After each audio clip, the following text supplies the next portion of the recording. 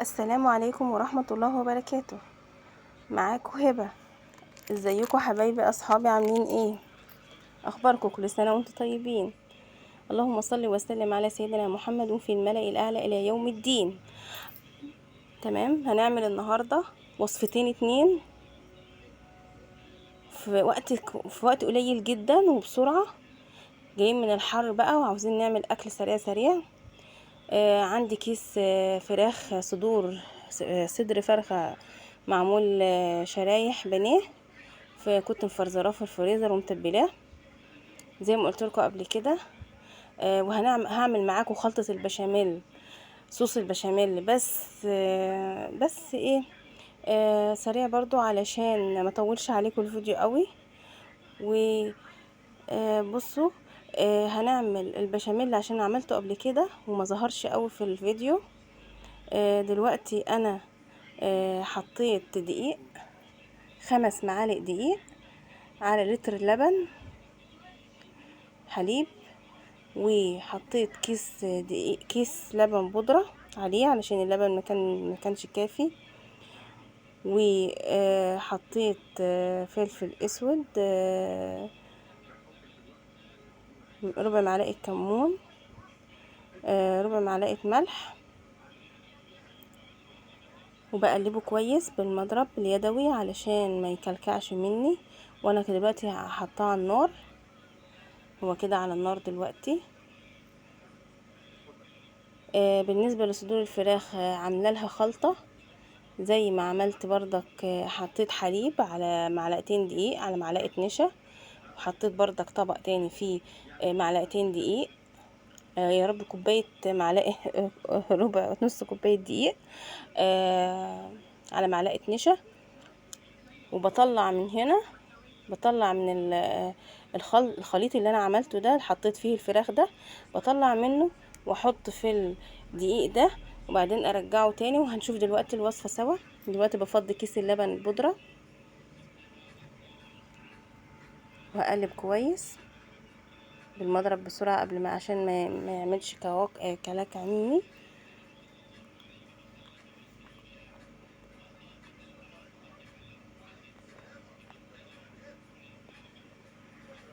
حطيت اللي انا قلته، هو رشة كمون، رشة فلفل اسود، رشة ملح. كده النار على فكرة والعة تحت الكسرولة. هنقلب بقى، يلا انجزي يا هبة. دي معلقة النشا بوريها لكم.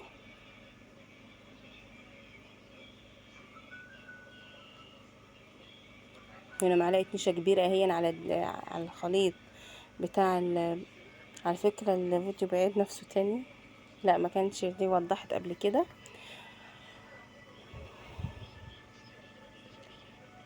ومعلقة نشا على الدقيق اللي هناك.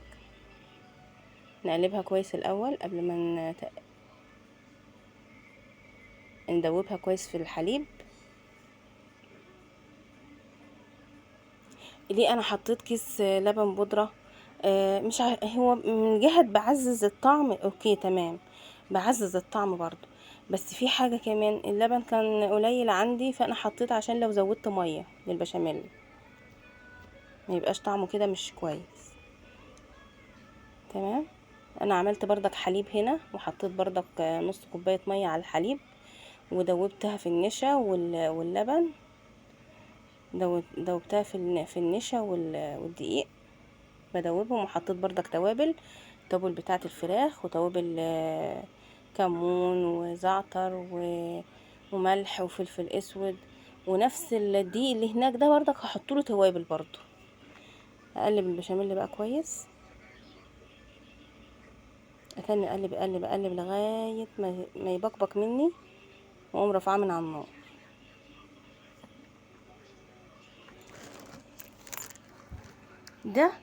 دي وصفة للبشاميل بتاعي.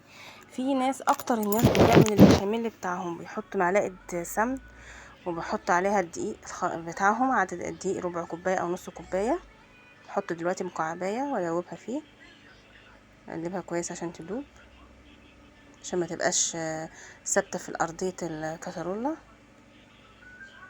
بدأ يسمك معايا اهوت، بقى سميك اهون، تقل بقى جميل. ده صوص بشاميل. انا عندي مكرونه. انا دلوقتي بعمل ايه؟ عندي مكرونه بايته، اعمل فيها ايه؟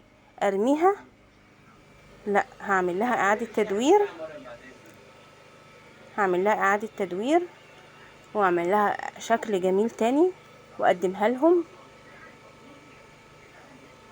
بشكل اجمل من لما كانت موجوده اول مره، بحيث ان ياكلوها. دلوقتي بقول لكم بيبقبق اهو، اقوم رافعاه من على النار كده. خلاص البشاميل بتاعي طاب ومكلكعش مني، وشايفينه شكله جميل ازاي.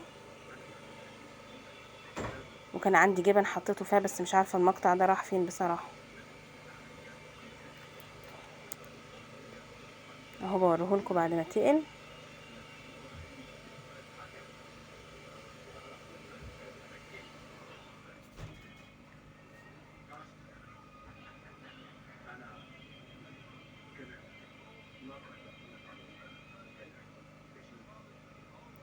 صلوا وسلم معايا على سيدنا محمد عليه الصلاة والسلام، عليه أفضل الصلاة والسلام. اللهم صل وسلم على حبيب شفيع سيد الخلق أجمعين. خلاص بقى كده تقل، نشيل نرفعه بقى علشان نعمل فراخنا. هوريكم بنعمل فراخنا ازاي. انا بعمل فراخ ازاي. الوصفة الاولى بتاعتي انا خلصت كده البشاميل، كده 3 وصفات على فكرة في الفيديو. الصوص بتاع البشاميل، وهنعمل المكرونة البايتة هنعملها بإعادة تدوير اخرى، وهنعمل صدور الفراخ البانيه بطريقة مميزة جميلة جميلة جميلة، خطيرة رهيبة بجد.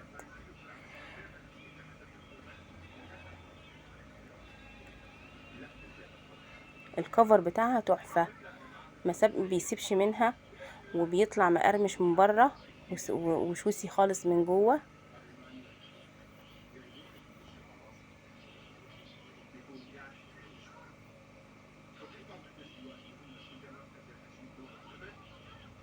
مش البشاميل خلص.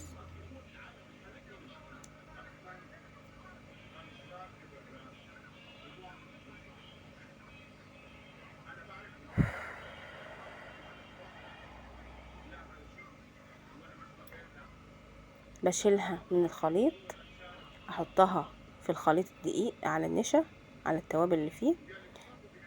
بشيله كده بحاجة عشان ايدي بيتملى الدقيق لما بعمله بيها. دلوقتي بعمله احطه تاني فيها، وبعدين احطه كمان مرة، يجي 3 مرات او 4 بالطريقة دي.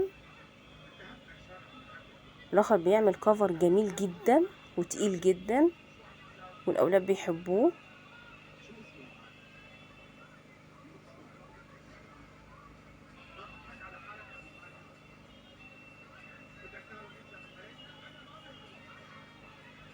كده خلصنا الكمية بتاعتنا. تعالوا نشوف هنعمل ايه في المكرونة. دي المكرونة اللي بايتة. تعالوا نشوف هنعمل لها ايه.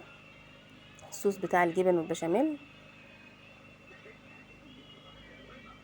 هيديها طعم خطير رهيب رهيب جميل جدا بجد.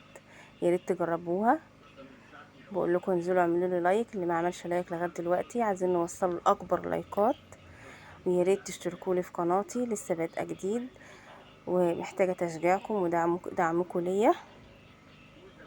جبت الطاجن احط فيه جزء واوزعه كويس. خدوا في بالكم ان هي كده مستويه، مش محتاجه اصلا فرن ولا محتاجه اي حاجه غير انها تاخد وش بس من فوق. والصوص الجبن بالبشاميل رخر مستوي جدا حلو، طعمه خطير.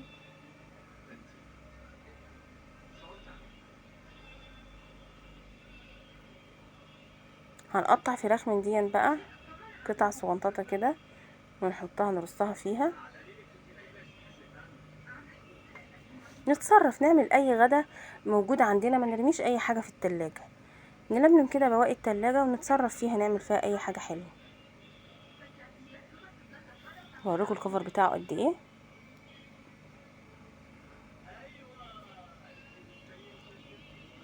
قطعت هو واحدتين ارصهم فيها. كان طعم المكرونه كان جميل ولذيذ جدا بصوص الجبن والبشاميل ده. وزعتها.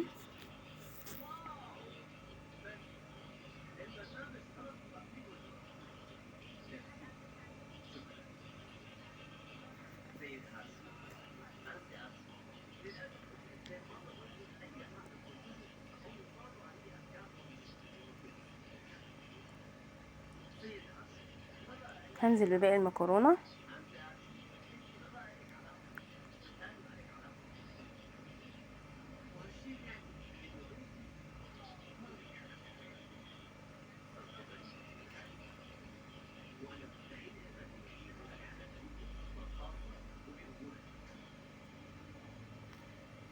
ووزعها كويس على على الفراخ.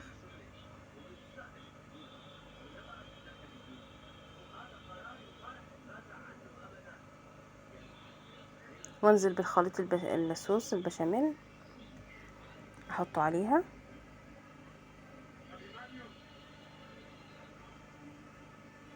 ايوه كده، نوزعه عليها كويس. تمام. صل وسلم على حبيبنا وشفيعنا سيد الخلق اجمعين. اللهم صل وسلم عليك يا محمد يا حبيبي، حبيبي يا الله.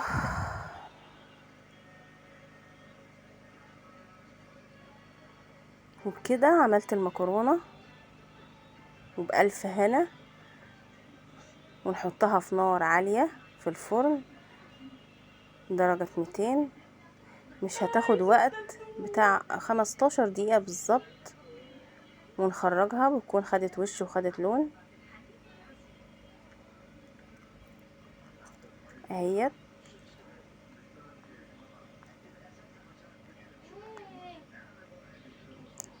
واعملوا لايكاتي والسلام عليكم.